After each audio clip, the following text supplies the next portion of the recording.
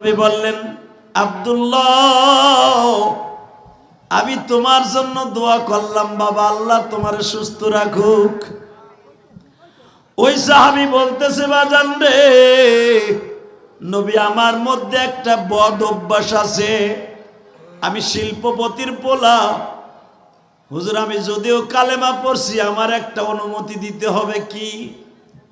হুজুর, আমি মাগরিবের নামাজের পরে মদ না খাইলে আমি সহে দেই না কিছু, কিন্তু আপনার ধর্মে তো মদ খাওয়া নিষেধ। হাসবা না, আগে হাদিস শোনো। নবী বলে, মদ খাইতেই হবে তোমার? আচ্ছা তুমি খাইও। হুজুর, আর একটা বদ অভ্যাস আছে, মদ খাওয়ার পরে আমার নারী লাগে। নাউজুবিল্লাহ বলেন। নারী বুঝেন না? মেয়ে লাগে আমার। নবী বললেন, আচ্ছা তোমার এটা অনুমতি দিলাম।